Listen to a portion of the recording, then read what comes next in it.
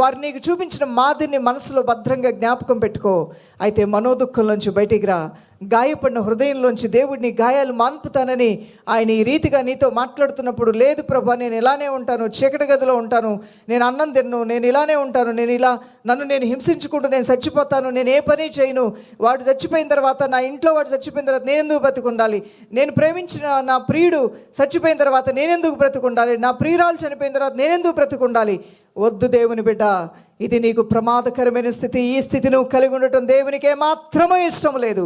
నువ్వు బ్రతకాలి, దేవుడిచ్చిన ఆయుష్కాలం అంతట్లో నువ్వు బ్రతకాలి, నువ్వు ప్రయోజకుడుగా మారాలి. 10 మందికి దేవుడు నిన్ను దీవెనకరంగా మార్చబోతూ ఉన్నాడు. 10 మందికి నిన్ను దేవుడు ఆశీర్వాదకరంగా మార్చబోతూ ఉన్నాడు. హల్లెలూయా. అందువలన ఈ నిరీక్షణ నిన్ను సిగ్గుపరచదు దేవుని బిడ్డ. క్రీస్తునందుండి వారు మృతులైతే ధన్యులు. నువ్వు భూమి మీద బతుకుతున్నావు, వారు పరలోకంలో బతుకుతున్నారు. హల్లెలూయా. నువ్వు నీ కంటికి కనబడినటువంటి దేవుణ్ణి విశ్వాసంతో ఆరాధిస్తున్నావు, వారు ఆత్మ నేత్రములతో చూస్తూ దేవుణ్ణి స్పర్శిస్తూ ఆయన నీడలో బ్రతుకుతున్నారు. ఏది గొప్ప జీవితం ఒకసారి చెప్పు. దేవుని సన్నిధిలో ఉంటూ దేవుని చూస్తూ జీవితం ధన్యమైందా, లేదంటే లోకంలో ఉన్న ఈ జీవితం ధన్యకరమైందా? నీకన్నా ముందు వెళ్ళిన వారు ధన్యులు. చెప్పండి.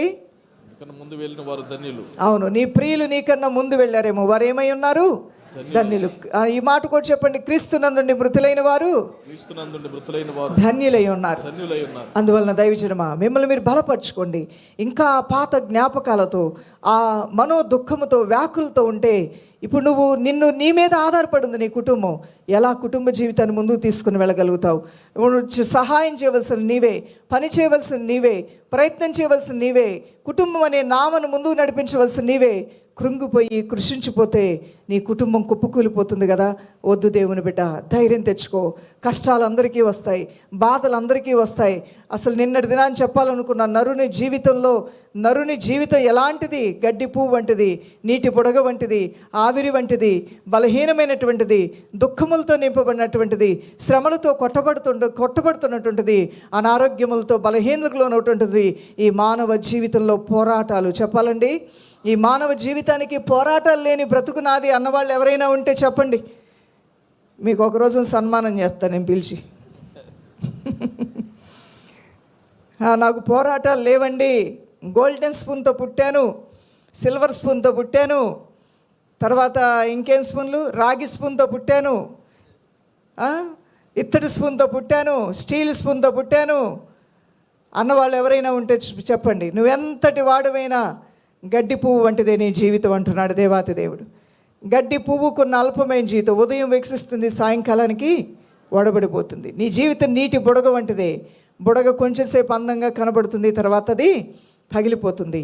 ఈ అల్పమైన జీవితంలో కూడా పోరాటాల మధ్యలో మనం ఉంటున్నాం, ఆవేదనల మధ్యలో మనం ఉంటున్నాం, శ్రమల మధ్యలో మనం ఉంటున్నాం, అనేక తెగుళ్ళ మధ్యలో మనం ఉంటున్నాం, అనేక భక్తిహీనుల మధ్యలో, నీతిమంతులు దుఃఖంతో బాధతో బ్రతుకుతున్న దినాల్లో మనం ఉంటున్నాం. తరాలు పాడైపోయినటువంటి తరాల మధ్యలో మనం బ్రతుకుతున్నాం, వేషధారుల మధ్యలో మనం బ్రతుకుతున్నాం, మూర్ఖుల మధ్యలో మనం బ్రతుకుతున్నాం. బ్రతుకుతూ దేవుని వెలుగుతో మనం ఉన్నాం. అదే మనకున్న ఉపశమనం, అదే మనకున్న ఆనందం, అదే మనకున్న ఆశీర్వాదం, అదే మనందరము కలిగి ఉన్న బలమై ఉన్నది. పోరాటాల మధ్యలో ఉన్నావు కాబట్టే దేవాతి దేవుడు అన్నాడు, ఈ లోకంలో నీకు శ్రమ కలుగుతుంది, భయపడవద్దు, ఈ లోకాన్ని నేను జయించి ఉన్నాను అంటున్నాడు ఆయన. దానికి దీనికి పోలికేంటి? ఈ లోకంలో మీకు శ్రమ కలుగుతుంది, అయినా మీరు భయపడవద్దు, నేను లోకాన్ని జయించానని యేసునాథుడు అన్నాడు. దేవుడు లోకాన్ని జయిస్తే నీకు శ్రమలు ఎట్టపోతాయి? లోకంలో శ్రమలు ఉంటాయని ప్రభువే చెప్పాడు, అయినా భయపడొద్దు అన్నాడు. ఎందుకు దేవుడు అన్నాడు, ఈ లోకంలో మీకు శ్రమ ఉంటుంది, అయినా భయపడొద్దు, లోకాన్ని జయించాను అంటే ఈ లోకంలో ఉన్న శ్రమలను నేను జయించాను, ఆ జయించిన దేవుడు నేను నీతో ఉన్నాను, నీకు జయమే నేను ఇవ్వబోతున్నాను, నీకు కూడా జయము నేను ఇవ్వబోతున్నాను. నువ్వు కూడా ఈ శ్రమల్ని తప్పకుండా జయిస్తావు.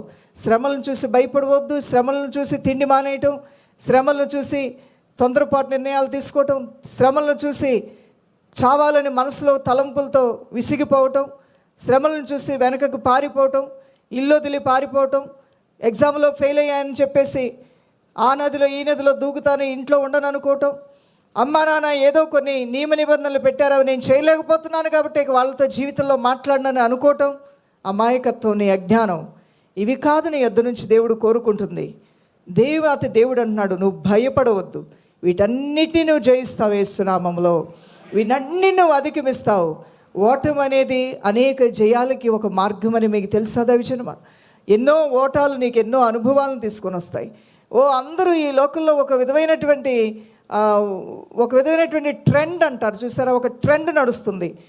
ఫస్ట్ ర్యాంక్ వచ్చిన వాడికే మెడల్స్, సెకండ్ ర్యాంక్ వచ్చిన వాడికే మెడల్స్, బాగా పనిచేసే వాడికే ప్రమోషన్స్, బాగా అన్నీ చేయగలిగిన వాడికే స్కిల్స్ బాగా ఉన్నవాడికే అవకాశాలు ఎక్కువ అనే వరవడిలో కొట్టుకుపోవటం వలన మరి మిగతా వాళ్ళందరూ కూడా ఎందుకు పనికిమాలినోళ్ళేమో పనికిరాలేమో అని భ్రమపరుస్తుంది ఈ లోకం. అది నిజము కాదు. మీలో కొద్దివారే గొప్పవారుగా మారబోతూ ఉన్నారు. మీలో 1 తలాంతు కలిగిన వారే 100 తలాంతులు కలిగిన వారుగా మారబోతూ ఉన్నారు.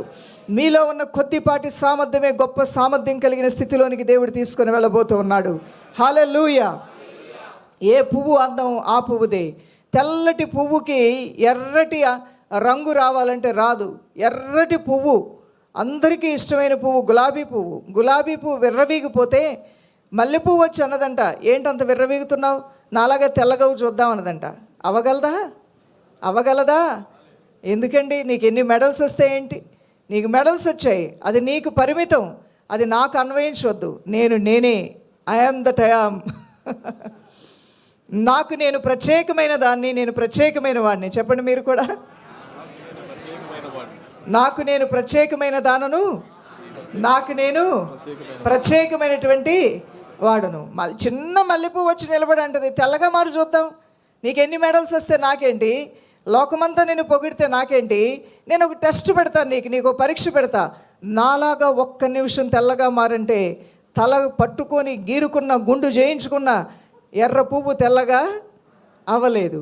అలానే తెల్ల పువ్వు ఎర్రగా అంటే దేవుడు దేనికి ఇవ్వాల్సిన ప్రాధాన్యత దానికి ఇచ్చాడు. అలానే నీకు ఇవ్వాల్సిన ప్రాధాన్యత నీకు ఉంది దేవుని బిడ్డ. నువ్వు ఎలాంటి ఏ తెగవారి మధ్యలో నువ్వు ఉన్నా సరే, తెగలు అంటారు, కొన్ని తెగలు ఉంటూ ఉంటాయి, అనాగరిత కలిగిన ప్రజలు అంటారు. అక్కడ కూడా నువ్వు దేవుని నమ్మిన బిడ్డవైతే నీకు ప్రాధాన్యత అక్కడ ఉంది. నువ్వు ప్రత్యేకమైన వాడవు, నువ్వు ప్రత్యేకమైన దానవు ఈ రోజున. హల్లెలూయా. నీ యొక్క విలువని ఎవరూ కూడా తీసివేయజాలరు, ఎవరూ తక్కువ చేయజాలరు, ఎవరూ తక్కువగా భావించజాలరు. నీ వృత్తిని బట్టి, నీ పనిని బట్టి నీకు నువ్వే భ్రమపడుతున్నావు. ఈ పని చేయదగింది కాదు, ఈ పని చేస్తే మేము తక్కువైపోతాం, ఈ పని చేస్తే ఎక్కువైపోతాం, నేను ఈ పని చేస్తున్నానని చెప్తే అందరి మధ్యలో గౌరవం ఎక్కువ పెరుగుద్ది, నేను ఇలాంటి పని చేస్తానంటే గౌరవం తగ్గుద్ది అనుకోవటం అది నీ భ్రమ. అది నీకు నువ్వుగా అది డెవలప్ చేసుకున్నావు, బాగా నీ నరాల్లో డెవలప్ చేసుకున్నావు. అందుకే నీ గురించి నువ్వు చెప్పుకోవడానికే సిగ్గుపడతావు, నీ గురించి నువ్వు మాట్లాడుకోవడానికే ఏదో ఫీల్ అయిపోతావు, ఏదో తక్కువైపోయినట్లుగా జనాల ముందు నువ్వు ఒకటే అపరాధ భావంతో నిలబడుతుంటావు. That is your problem. అది నీ సమస్య. నీ సమస్య నువ్వు తీసివేసుకొని బయటికి రావాలి. పని చేసేవాడు సిగ్గుపడాల్సిన పని లేదు. సోమరిపోతు సిగ్గుపడాలి, బద్ధకస్తుడు సిగ్గుపడాలి, దేవుడిచ్చిన అవకాశాలను వాడుకోకుండా ఎప్పుడు తిరుగుబాటు చేసేవాడు సిగ్గుపడాలి, ఎప్పుడూ కూడా ఒక కుంచిత స్వభావం కలిగిన వాడు సిగ్గుపడాలి. ఎప్పుడూ కూడా దేవుడు ఏ అవకాశం ఇచ్చినా ఇది నేనెందుకు చేయాలి, నాకు వర్తించింది అని మనసుని, జీవితాన్ని మనుషుల్లో నుంచి తనేదో ఒక ప్రత్యేకమైన వ్యక్తిగా దూరంగా వెళ్ళేవాడు ఆలోచించుకోవాలి. ఈ రోజున నీకేం బాధ దేవుని బిడ్డ?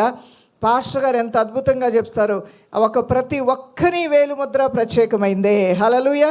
ప్రతి ఒక్కరి యొక్క ఐరిస్ కూడా ప్రత్యేకమైనటువంటివే. నీ వేలిముద్ర మరొకరికి దేవుడు ఇవ్వలేదని చెప్తారు. తల్లి వేలిముద్ర పిల్లకి అలా లేదు, పోలికలు ఉన్నాయేమో కానీ ముద్ర మాత్రం, బిడ్డ ముద్ర కూడా వేరే, తల్లి ముద్ర కూడా వేరే. నీకు 10 మంది సంతానం ఉన్నా సరే తల్లి వేలిముద్ర, తండ్రి వేలిముద్ర పిల్లలకు ఉండదు. వారి వేలిముద్రలు వారికే ఉంటాయి. అంత ప్రత్యేకమైన రీతిలో ప్రభు ఆ ప్రొడక్ట్, మనం ఆయన ప్రొడక్ట్ అయి ఉన్నాం. ప్రత్యేకమైన రీతిలో మనని ఈ భూమి మీద పంపించాడు. ఆయన నీకు నాకు ఎంతో విలువిస్తున్నాడు దేవుని బిడ్డ. అందుకనే తన విలువైన రక్తాన్ని, ఆయన నిర్దోషమైన నిష్కళంకమైన రక్తాన్ని నీ కొరకు నా కొరకు చిందించాడు. ఉన్నతమైన స్థలముల్లో ఆశీనుడైన దేవుడు దరిద్రతను ఎందుకు తీసుకోవాలి? మనుషుల మధ్యలో దీనుడిగా ఎందుకు ఉండాలి? ఎందుకు కొట్టబడాలి? ఎందుకు ఉమ్మి వేయబడాలి? ఎందుకు దూషింపబడాలి? ఎందుకు తోలనాడబడాలి?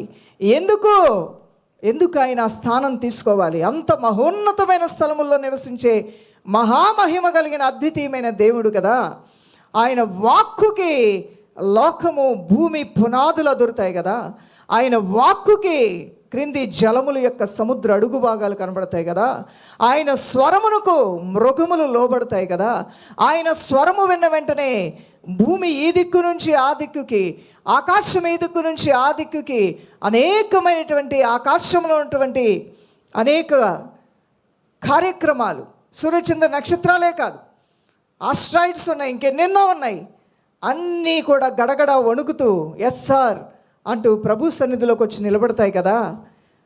అలాంటి దేవాతి దేవుడు నీకంటూ ఒక ప్రత్యేకమైన వేలు ముద్రనిచ్చాడు. చెప్పండి, నేను ప్రత్యేకమైన వాడను, నేను ప్రత్యేకమైన దానను. హల్లెలూయా. నువ్వు ప్రత్యేకమైన వ్యక్తివి దేవుని బిడ్డ. అందువలన ఎవరితో ఎవరు కూడా మీరు పోల్చుకోవద్దు. దేవుని యొక్క పోలిక నీలో ఉంది, అదే దానిలో ఆనందించు. దేవుని పోలిక, దేవుని సహవాసం నువ్వు కలిగి ఉన్నావు, దానిలో ఆనందించు.